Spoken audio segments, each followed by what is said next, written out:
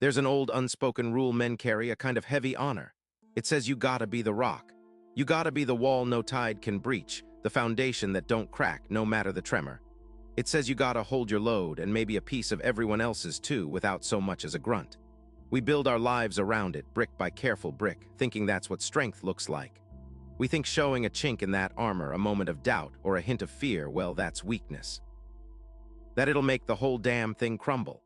We believe it so hard we forget that sometimes the strongest walls are the ones that let a little light in, that got a door to step through, not just a surface to lean against. And sometimes the heaviest loads ain't meant to be carried by just one set of shoulders. Sometimes the truest influence, the kind that moves mountains and stirs souls, ain't found in being an unbreakable statue, but in showing the messy human heart beating underneath. There was a man who lived by that rule, Frank by name. 48 years old, and every one of them etched somewhere on him, mostly in places you couldn't quite see without looking real close. He worked down at the Consolidated Metals plant, had done since he was barely out of high school, following his old man's footsteps right onto the factory floor. The smell of oil, hot metal, and stale coffee was as familiar to him as the scent of pine needles in the small, overgrown woods behind his house. Frank wasn't a big man in terms of stature, but he moved like one, solid and deliberate. He had hands, though those were big, knobby, scarred, and strong, like a pair of worn-out leather gloves stretched over a mechanic's tools. They were hands that knew how to fix things, how to hold steady, how to work till the knuckles ached and the nails were perpetually stained with grease. His face, it was just Frank's face. Weathered lines around eyes that had seen too many sunrises from the window of a dusty truck and too many flickering fluorescent lights inside the plant. Those eyes were usually tired, often guarded like a watchman posted at a gate, giving nothing away but taking everything in. He didn't smile often, not a wide, easy grin anyway, but when he did, it was more of a softening, a slight lift at the corners of his mouth that hinted at a kindness buried deep. Most folks, they saw him as gruff, quiet, the kind of man who'd rather wrestle a broken hydraulic pump into submission than make small talk at the water cooler. He was dependable, though. Always there, always on time, always got the job done right without complaint. He was a rock, all right. Solid, unmoving, and if you didn't know any better, maybe a little cold. But rocks hold a lot of history, a lot of pressure under that still surface. There's a particular kind of strength that gets mistaken for silence. It's the kind born from necessity, from watching the world ask for more than you've got and deciding, in a quiet corner of your soul, that you'll give it anyway. People see a man like that, standing firm, taking hits, never complaining, and they think he's got it all figured out. They think he's untouchable. They think he wants to be alone on that lonely pedestal of unwavering competence. But sometimes, being the rock for everyone else just means you're carrying the weight of the whole damn quarry with no one to help you lift. That's how it was for Frank, 48 years old, and he'd been wrestling metal and machines at the same factory since he was barely out of high school. His world began before the sun even thought about stretching its arms, the pre-dawn quiet of his modest, inherited house. Inherited house greeted the start of his day. 5:01 a.m. every single morning, the same insistent hum from the digital clock radio, a loyal sentinel against the dark. Frank would swing his feet to the cool linoleum, a silent sigh escaping him that even he rarely registered. Coffee, black and strong, was his first true conversation of the day. A quick, no-fuss breakfast, usually toast and a banana, eaten in the pre-dawn quiet. The only sounds the gurgle of the coffee maker and the rustle of the morning paper he mostly just skimmed. The worn leather of his pickup truck's steering wheel was smooth under his calloused palms, a familiar comfort on the short drive through streets still breathing the last vestiges of night. Streetlights cast long, lonely shadows that stretched and shrank with each intersection, guiding him towards the hulking silhouette of the factory. It was a place built for noise and grime, a temple to relentless mechanical purpose. The air inside was a thick stew of metal dust, cutting oil, and the constant, grinding roar of machinery that vibrated through the very soles of his work boots. He moved through it with the efficiency of a man who knew every bolt, every lever, every creak and groan of the aged equipment. 8 hours, sometimes 10, of tightening, lifting, welding, troubleshooting. A steady, unyielding rhythm that measured time in repetitive motions, not progress. His paycheck, a steady but never generous thing, always seemed to stretch itself thin by the middle of the month. The house might have been inherited, meaning no mortgage but property taxes, utilities, and the creeping cost of living in a town that felt like it was slowly forgetting itself, chipped away at every dollar. Then there was Carol, his sister, and her 2 kids. Mark needed new shoes, Sarah had a school trip coming up, and Carol's old sedan was wheezing worse than a dying accordion, costing a fortune in repairs. Frank never questioned it. He just paid what he could, fixed what he could, quiet as always. It was his duty, a weight he'd picked up without complaint the day his brother-in-law passed, leaving a hole that no one ever talked about filling, only Frank quietly trying to patch. But beneath the rhythm of his predictable days and the silent burden he carried, Frank felt the slow, steady ache of something missing, something he'd buried so deep he barely remembered its shape. There was a time, back in high school, when he'd sketch. Simple charcoal drawings of old barns collapsing in fields, gnarled oak trees, the quiet beauty he saw in things others passed by. He'd even thought about art school, a foolish, fleeting notion swallowed whole by the immediate practical demands of life, by his father's quiet expectation that he'd take the factory job, just like generations before him. That boy who dreamed of drawing that part of Frank, he'd locked it away, a dusty room in the back of his mind, the key long since lost. He was a man of duty, yes, but that duty had built walls around him, brick by careful brick. He thought they kept him safe, protected him from the pain of failing, from the sting of disappointment, from the terror of letting folks down. The fear was a cold knot in his gut. The fear of not being enough, of seeing the disappointment in Carol's eyes if he couldn't help, of realizing one day that the rock everyone leaned on was hollow inside. He wore the mask of gruff competence so well that even he sometimes forgot it was a mask. He believed leadership meant being the unyielding pillar, showing no cracks, handling everything alone. And so he bottled things up, letting pressure build inside, convincing himself that silence was strength, and needing help was a weakness he simply couldn't afford. In the echoing silence of his own home, late at night, he sometimes wondered if those walls weren't just keeping him safe, but keeping him trapped. The week it all came crashing down started like any other, gray and grinding. Frank was on the shop floor when the shrill, piercing wail cut through the rhythmic clang and hiss of the machinery. It wasn't the usual warning, this was a scream. The main hydraulic press, old Big Bertha as they called her, shuddered like a dying beast, then seized with a violent, final metallic groan. Steam hissed from ruptured lines, oil spewed across the concrete, and a cloud of acrid smoke mushroomed towards the ceiling. Production stopped dead. Foreman yelled, men scattered, but Frank, he walked right into the chaos, his eyes already scanning, assessing. He knew Bertha better than anyone, he'd practically rebuilt her twice. But this wasn't a clogged filter or a blown seal. This was catastrophic. The main ram, bent at an impossible angle, hung useless, a twisted monument to a day's lost work, a week's, maybe a month's. The whole line was down, and the panic in the foreman's voice told him what they all knew. This was a job for Frank, and it was a mess nobody else understood. He spent the next 6 hours covered in grease and grim determination, barking orders, troubleshooting, trying to find a solution where none seemed to exist. Each failed attempt chipped away at his unshakable resolve, revealing a thin, growing crack in the facade. Just as he was wiping his hands on a rag, defeated for the moment, his phone buzzed. It was Carol. Her voice, usually steady despite her burdens, was thin, bordering on hysteria. "Frank, it's Mark.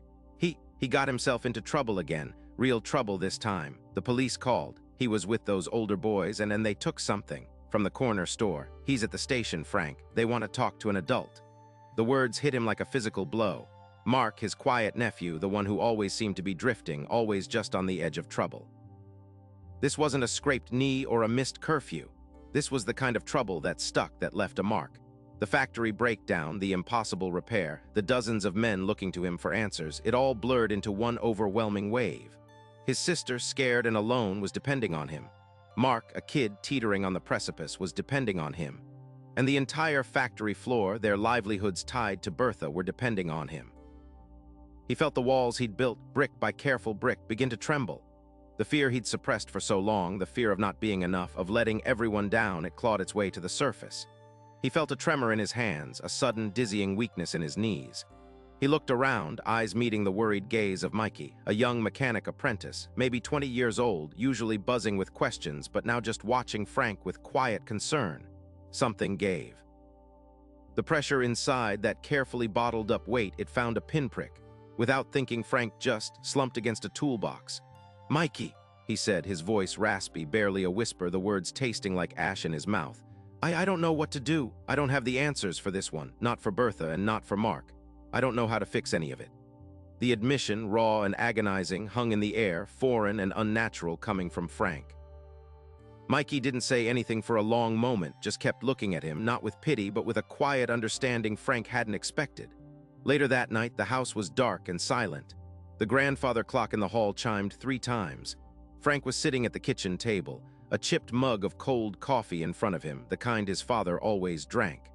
He hadn't bothered turning on the lights, preferring the oppressive gloom. His head throbbed, a dull, relentless ache that matched the despair settling deep in his chest. He stared out the window at the barely visible silhouette of the old oak tree in his backyard. What had his life become? A long string of responsibilities, of burdens willingly shouldered, of problems silently fixed. He built a reputation, yes, a man you could count on, a rock. But the rock was crumbling. He'd always prided himself on having the answers, on being the one who could see the solution, no matter how complex. Tonight, he had nothing, just a hollow, echoing void where the answers should have been. He thought of Mark, scared and alone in a police station, probably just looking for a way out of his own skin. He thought of Carol, tearful, leaning on him with a desperation that twisted his gut. He thought of Bertha, a mangled hunk of steel that felt like a metaphor for his own life. Broken beyond repair, spewing oil and despair. He squeezed his eyes shut, the shame burning behind his eyelids. He was tired, not just bone-tired from the long day, but soul-tired.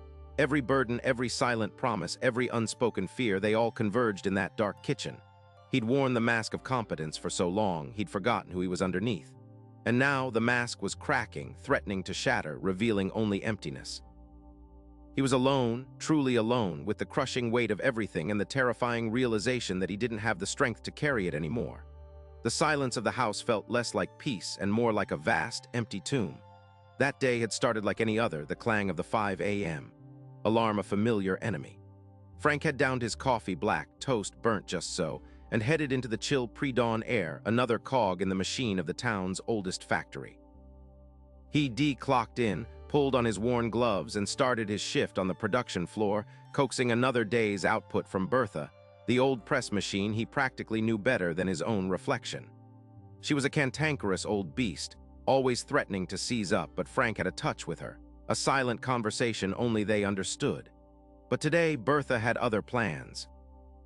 Mid-afternoon, with the shift nearing its end, a sound ripped through the usual hum of the factory floor, a shriek of tortured metal like a banshee trapped in a vice. Then, a shudder that vibrated up through the concrete, followed by a sickening thud, and finally, a guttural groan as Bertha choked and died, spewing hydraulic fluid like black blood onto the already stained floor.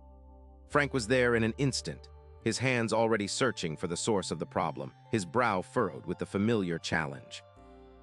He spent an hour, then 2, trying every trick he knew, every secret whisper, but Bertha was beyond coaxing. She was broken, truly broken, a crucial gear mangled, the heart of the machine ripped out. The supervisor, a younger man named Dave with too much ambition and not enough grease under his fingernails, had hovered, spitting deadlines and cost estimates, while Frank just kept working, the pressure building like a boiler about to blow.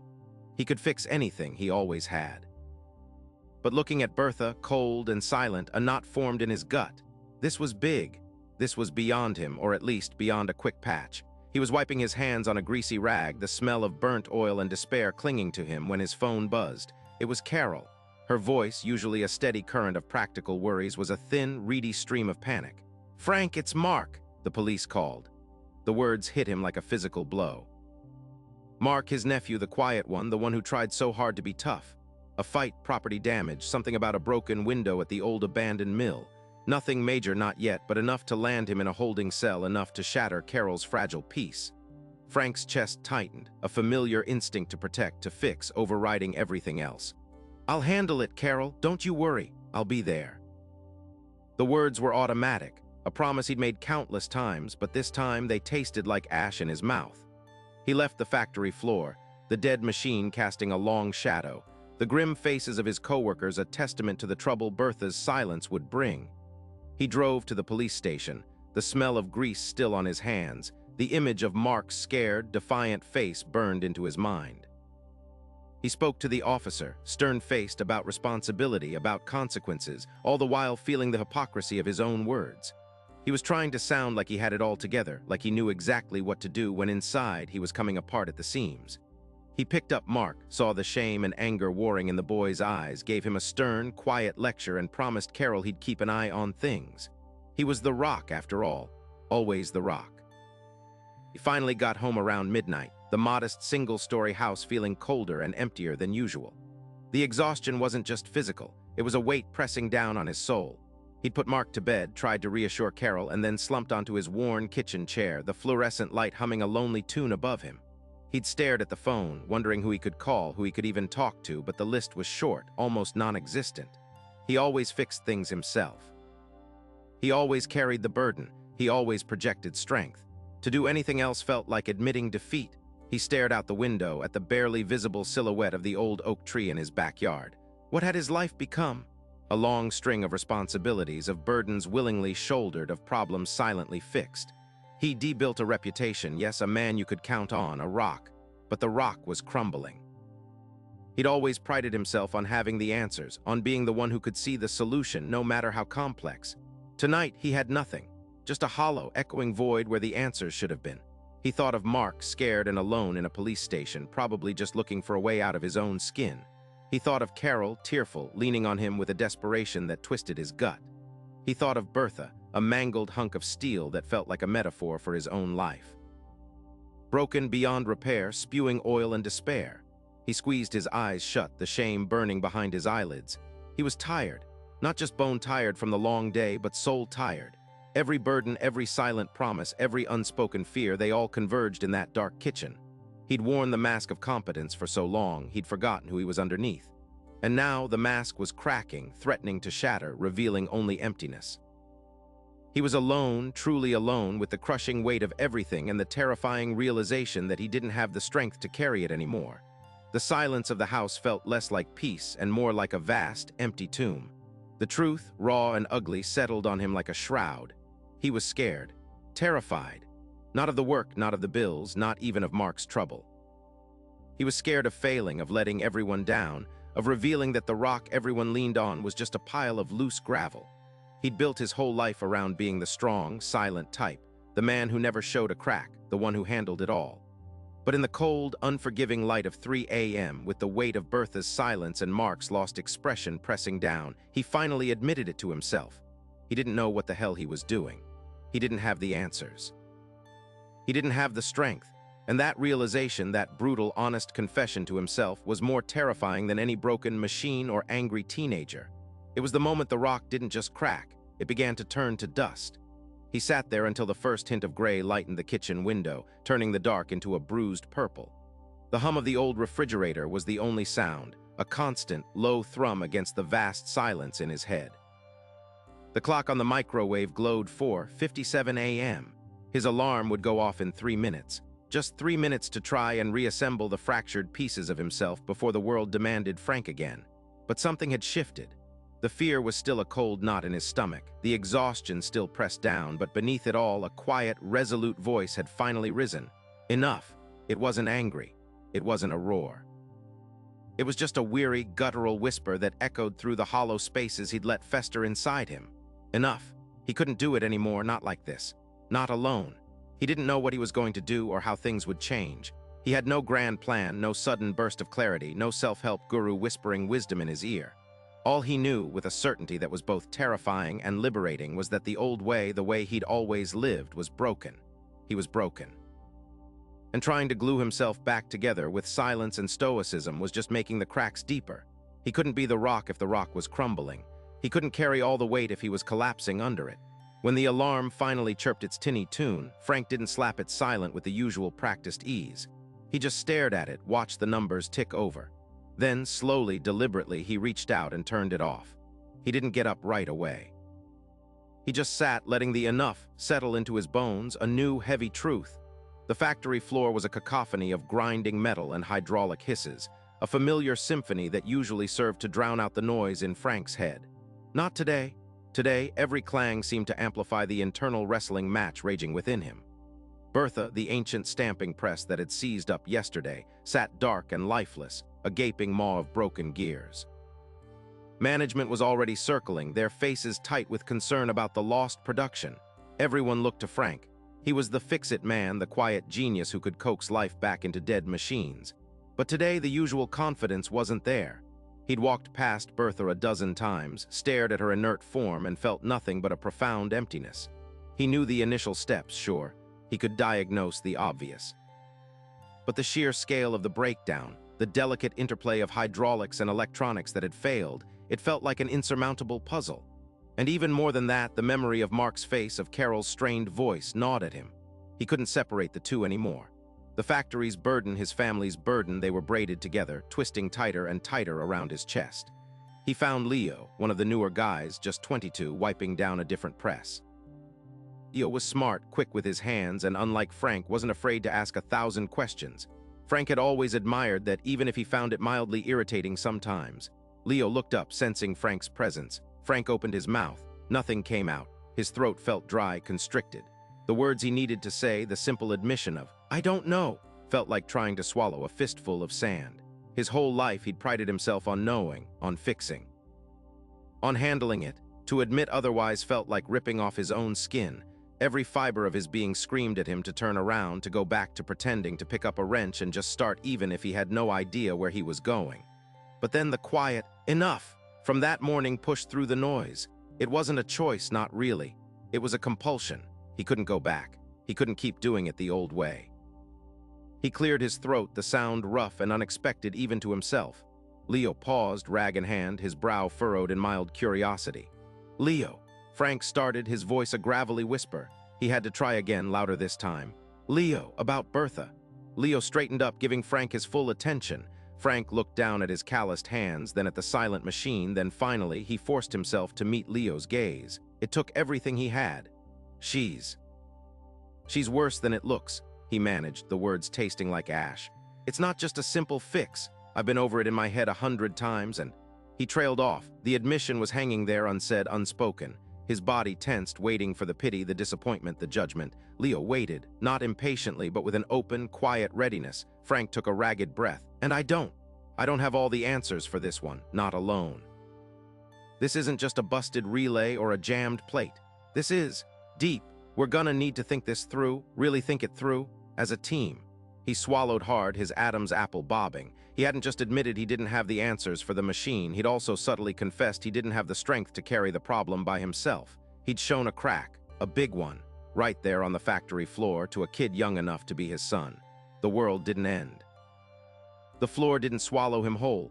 Leo slowly nodded, a flicker of something Frank couldn't quite place in his eyes, not pity, not judgment, but maybe understanding. "Yeah, Frank," Leo said, his voice surprisingly soft. "I've been looking at the schematics for her myself. Always wondered how they built something so complex back then. There's a particular circuit in the hydraulic pressure manifold. I've got a crazy idea, might be worth talking through." Frank felt a strange, unfamiliar sensation. It wasn't relief, not entirely. It was closer to the fragile beginnings of breath after being held underwater for too long. He had confessed his weakness, his fear of the unknown, and instead of being dismissed or scorned, he'd been met with an idea, a possibility. And for the first time in what felt like forever, the crushing weight on his chest eased just a fraction. He hadn't carried it alone. Not for that one moment, anyway. And that single, terrifying, liberating step was the beginning of everything. The conversation with Leo, though brief, had cracked something open in Frank. But a crack ain't a healed bone, not by a long shot. The next morning, the factory air, usually a familiar comfort, felt different, charged with unspoken expectations. He walked onto the floor, the heavy scent of oil and metal clinging to everything, and for the first time in his working life, he felt a knot of anticipation mixed with dread in his gut. Leo was already there, leaning against the cold chassis of the broken press, schematics spread on a nearby workbench. He looked up, a small, tentative smile on his face. "Morning, Frank. Been thinking about that circuit I mentioned." Frank grunted, a habit more than a true response. His gaze drifted to the schematics, a tangle of lines and numbers that usually made perfect sense to him. Now they seemed to mock him, highlighting his earlier admission of ignorance. He wanted to snatch the papers, pore over them alone, fix it himself like he always did. The familiar pull to retreat, to be the solitary problem solver, was strong enough to make his teeth ache. But he remembered Leo's idea, the genuine interest in his eyes. "All right," Frank said, the word coming out rougher than he intended. "Walk me through it." For the next hour, Leo spoke, pointing to diagrams, explaining his crazy idea. about rerouting a minor sensor input to trick a failing logic gate into working. It was unorthodox, probably risky, and required a deep dive into archaic electrical engineering. Frank listened, forcing himself to ask questions, to really understand, instead of just mentally dismantling Leo's arguments. He felt exposed, foolish even, asking basic, clarifying questions about something he should know. Each question felt like pulling a rotten tooth. Yet with each inquiry he felt the understanding grow, not just of the machine, but of the kid standing before him. Leo wasn't just a pair of hands. He had a sharp mind, observant and surprisingly innovative. The rest of the shift was a grind of investigation. They pulled panels, tested wires, crawled into the guts of the beast. Frank found himself deferring to Leo's quick understanding of the sensor network more than once, a concession that chafed at his pride. He'd catch himself about to take over, to bark an instruction, and would have to bite his tongue, instead asking, "What do you think, Leo? Where should we check next?" It was a constant internal battle, a wrestling match with decades of ingrained habit. He was a bull trying to learn to dance, clumsy and unsure. That night back in his quiet house, the day's strange tension still hummed in his bones. He was exhausted, not just physically, but from the mental effort of not being Frank the Fixer. He poured a shot of whiskey, sat in his worn armchair, and stared at the dark TV screen. The phone rang, startling him. It was Carol. "Frank, it's Mark again." Her voice was tight with worry, a brittle edge he knew too well. "Skipped school again, and this time he got into a fight down by the old mill." "Nothing serious, but, Frank, I don't know what to do with him." The fatigue, the strain from the factory, the gnawing anxiety about the press, it all converged into a suffocating blanket. Mark, always Mark. His nephew was a good kid, deep down, but lost, drifting.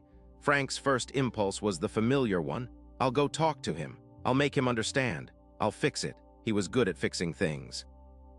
He opened his mouth, ready to offer the same old solution, the same old promise to shoulder the burden. But something stopped him. The memory of Leo, of his own shaky confession.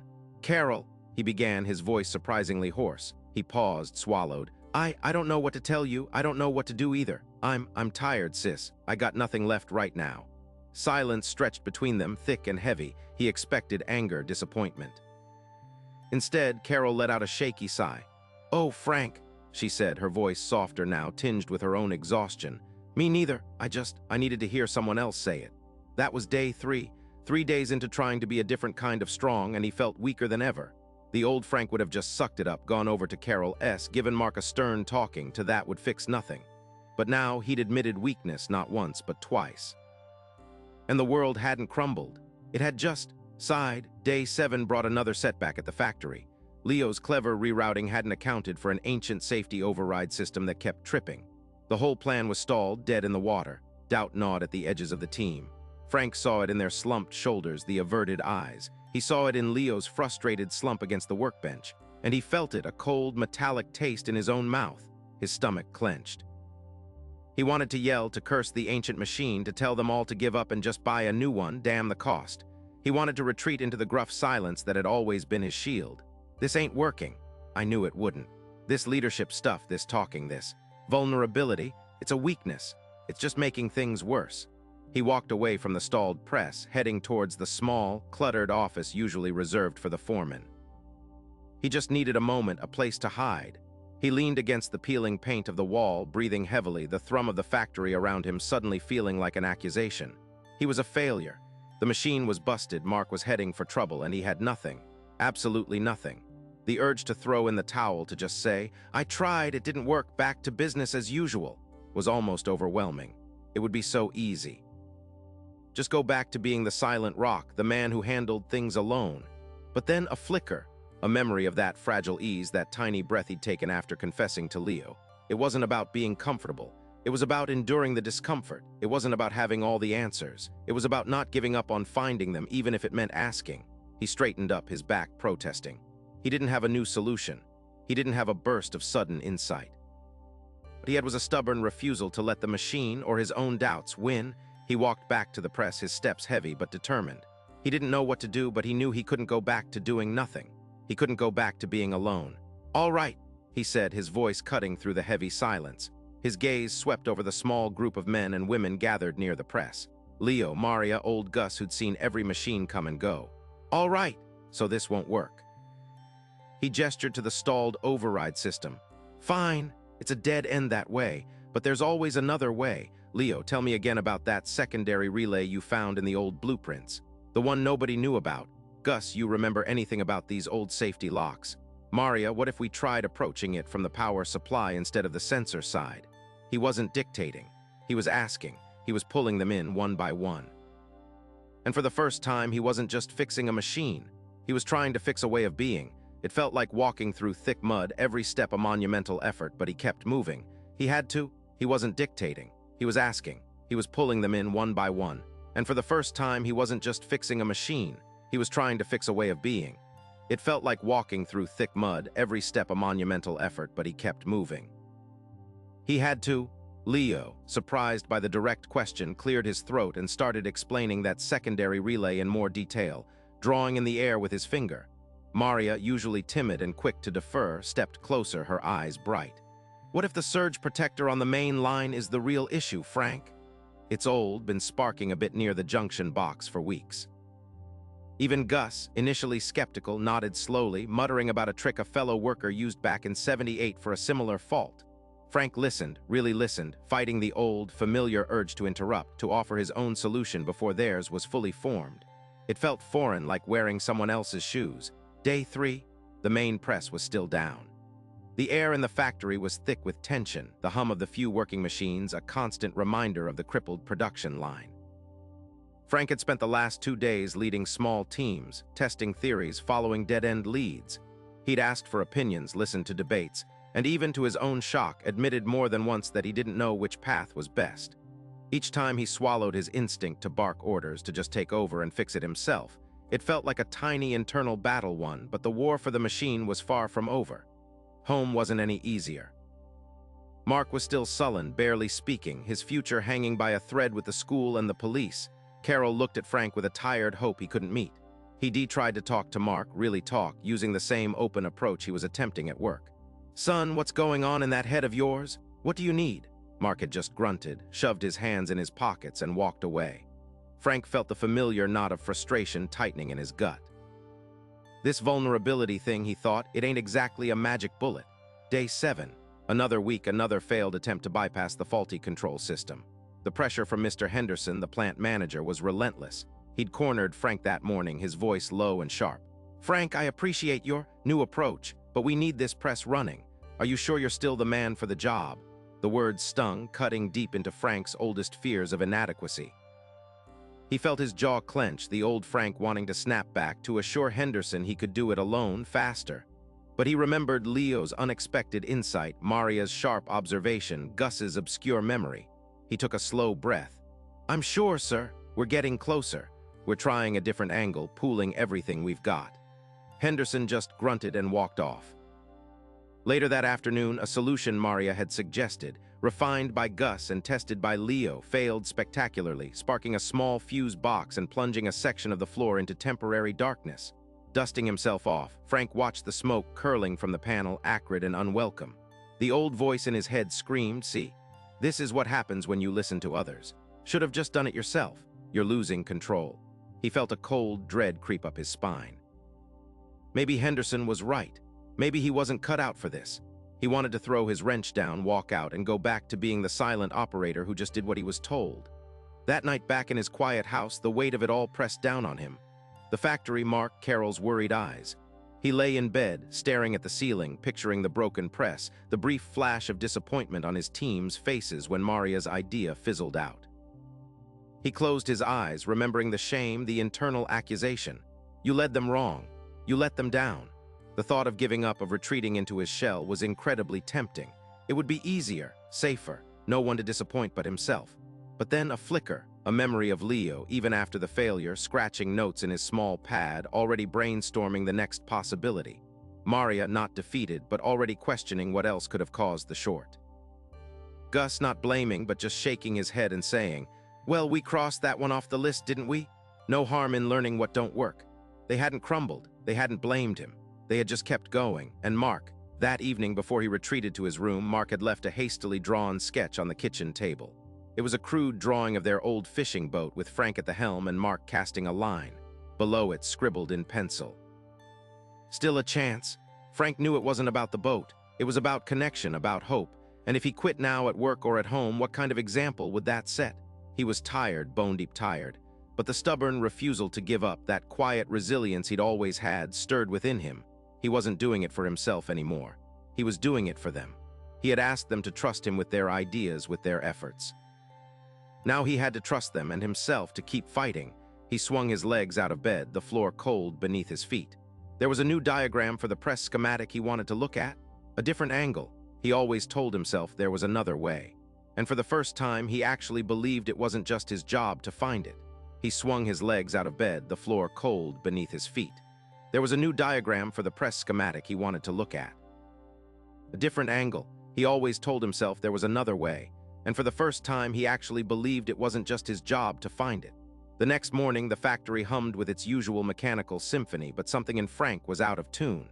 He usually strode straight to his station, a man on a mission, head down. Today, he paused, not to hesitate, but to observe. He saw Leo already at the broken press, headlamps shining into its guts, muttering to himself. Maria was checking inventory on parts, her brows furrowed in concentration. Gus was nursing a coffee, leaning against a workbench, watching the others with that tired wisdom of his. Frank walked up to Leo, not with a command, but with a question. "Leo," he said, his voice a little softer than usual, "you spent a good few hours on that yesterday. Anything jump out at you, anything we missed in the manual?" Leo straightened up, surprised. Frank usually just told him what to do. Leo pulled out his notepad. "Well, Frank, I was thinking there's this one sensor. The diagnostics say it's fine, but I got a hunch it might be giving a false positive. If we could swap it out just to test it." Frank nodded slowly, not dismissing it, not correcting it, just listening. "All right," he said, "let's test that hunch. Go grab one from storage. And Maria," he called, "can you double-check the specs on that sensor's output? Just to be sure we're not barking up the wrong tree entirely." It wasn't a monumental shift, not yet, but he wasn't barking orders. He was coordinating, empowering, trusting. Over the next few days, this quiet shift continued. Frank started holding short, informal huddles by the press. Not to lecture, but to brainstorm. "What are we missing?" he'd ask, genuinely. Any wild ideas floating around. He even admitted once to Maria, "My brain's a knot on this one, Maria. How would you approach it?" Maria, usually reserved, lit up, her knowledge finally sought, not just assumed. They didn't fix the press overnight, but the energy around it changed. The grumbling lessened, replaced by a focused hum of collective effort. Hope, a fragile thing in a factory prone to breakdowns, started to resurface, not just for the machine, but for the team itself. At home, the transformation unfolded differently, more subtly. One evening, Frank found Mark slouched on the couch, headphones on, ignoring Sarah, who was trying to tell him about her history project. Frank usually just sighed and went about his business, maybe throwing a stern look Mark's way. This time he walked over, gently tapped Mark's shoulder. Mark pulled off his headphones, eyes narrowed. "What?" he grumbled. Frank sat down on the armchair opposite him. "Mark," started a little awkwardly, "your mom tells me you're still not sure about that summer job. What's on your mind?" Mark looked at him, surprised by the direct, non-judgmental question. He mumbled something about not wanting to work at the grocery store. Frank listened, really listened, without interrupting, without offering a solution immediately. Then he said, "You know, the old man, my dad, he always said a good day's work wasn't about where you worked, but who you worked with. What you learned? What are you hoping to learn this summer?" It wasn't a fix, it was an opening. Weeks turned into a month. The press finally, with a combination of Leo's hunch about the sensor, Maria's meticulous component checks, and Gus's experience-driven shortcuts, was purring again. The repair hadn't just been mechanical, it had been a repair of connection. Frank wasn't carrying the weight alone anymore. He'd walk the floor now, and instead of just nodding, he'd stop and chat. Ask about a kid's ball game or how someone's garden was coming along. Small things, but they built bridges he'd never known were missing. His gruffness hadn't vanished entirely, that was just Frank, but it was seasoned now with an unexpected warmth. He was still the reliable rock, but he wasn't an unfeeling boulder. He was more like a wise old tree, rooted deep, but with branches that reached out, offering shelter and support to everyone around him. He'd see Mark sometimes after school, working on an old bike in the garage, sketching out different designs for modifications. Frank would just lean against the doorframe, watching. One day, Mark looked up, not with a scowl, but a hesitant smile. "Uncle Frank," he said, "think you could help me figure out the gear ratio on this one? My math's a bit rusty." Frank walked over, a genuine smile creasing his tired eyes. "Show me what you got, kid." He still had all the answers for things like that, but now he waited to be asked. He was no longer just fixing problems, he was building people. His influence had grown, not because he was flawless, but because he finally let them see his flaws, too. He was human like them. And in that shared humanity, a true leader was born. Frank often found himself just watching people now. Watching Gus patiently explain a new procedure, seeing the younger man's confidence grow. Watching Carol laugh genuinely with her kids, a lightness in her eyes he hadn't seen in years. He'd sit on his porch in the evenings, the cool air settling, and think. One afternoon, over lukewarm factory coffee, Gus looked at Frank, a thoughtful expression on his face. "You know, Frank," he started, "things feel different around here. Better somehow?" Frank nodded, stirring his coffee. "Yeah, they do." He paused, searching for the words, not for Gus, but for himself. "I always thought being strong meant you couldn't show a crack. Had to be the rock, unmoving, take it all on your own shoulders. Never let MC you sweat." He looked down at his calloused hands, hands that had fixed so many things. "But then, well, you saw me that day. I was broken, and I told you, and instead of judging, you just listened, and then you helped." He met Gus's gaze, a rare, genuine softness in his tired eyes. "Turns out letting folks see you're human, that you don't got all the answers, that's what makes M trust you. Not because you're perfect, but because you're real. And when they trust you, Gus," he said, a quiet conviction in his voice, "they'll really follow." He watched the steady hum of the machines, the easy rhythm of the workers. It ain't about being perfect, it's about being real. And so it was that the man who had always carried the weight of the world on his own shoulders learned that the strongest shoulders were those willing to share the burden.